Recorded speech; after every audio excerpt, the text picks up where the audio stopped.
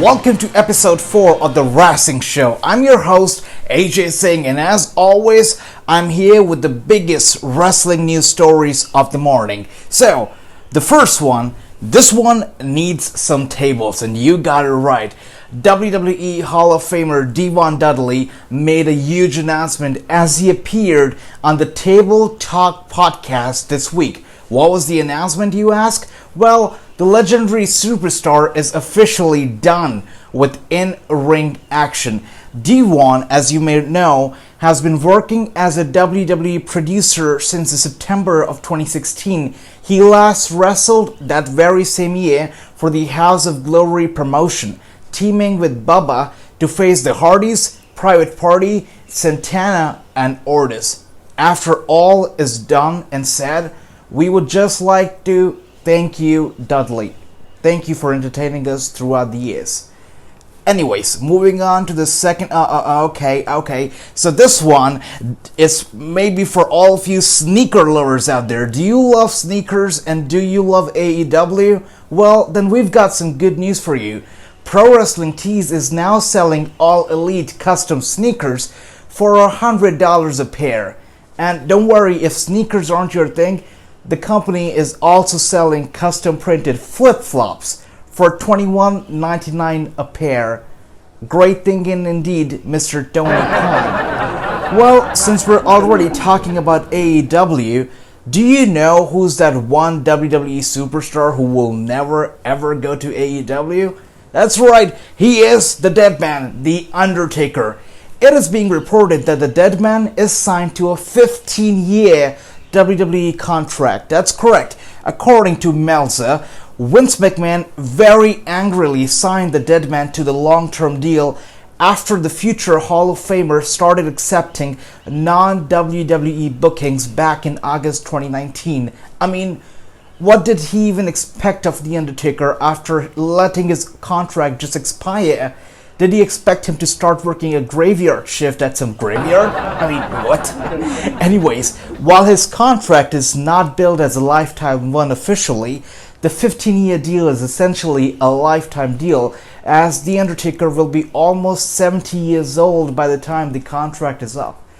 Well, by the way, now that we're talking about the dead man, let's talk about a few superstars who aren't dead, but they've been away from WWE television for so long, they're pretty forgettable.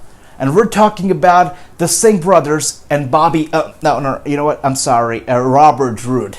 Well, hearing the name, the Singh brothers, I'm pretty sure you've already guessed it. Of course, they are in Canada. Isn't that where all the Singhs are at? No offense though. By the way, I'm a Singh, so only I can make that joke. Anyways, so the Singh brothers and Robert Roode are all in Canada, and they've been away from WWE television due to the travel restrictions related to the coronavirus pandemic. However, no restriction in the world are too restricted to stop the beast incarnate from showing up to work. That's right, even though none of the Canadian residents can go to the USA, Brock Lesnar, who also lives in Canada, has been able to, thanks to the WWE, show up to work. As the old saying goes, where there's a will, there's always a way. Speaking of COVID-19 and the coronavirus pandemic, it is actually quite sad how many people in this world are losing their jobs and how many of the world leaders have handled this terrible pandemic. And not just that, it is also very saddening to see the people, the vast majority, millions of people, losing their jobs and their titles. You got it. We're talking about Sami Zayn and how he was stripped of his Intercontinental Championship after he exercised the option that the WWE themselves gave everyone regarding not having to wrestle during this coronavirus pandemic if they don't feel comfortable in doing so. Obviously, many people in the company are not taking WWE's decision to strip Sami Zayn of the title very well. And according to The Observer, numerous stars are not comfortable about working right now during this outbreak, but they are not prepared to take up on WWE's offer of not working, obviously, due to job security reasons. Is this really the environment that you want to create for your superstars? I'll leave that up to you to decide. Well, let's switch gears since we're getting all serious here. Let's talk about a storyline that was nixed, not because of the pandemic, but due to Becky Lynch's pregnancy.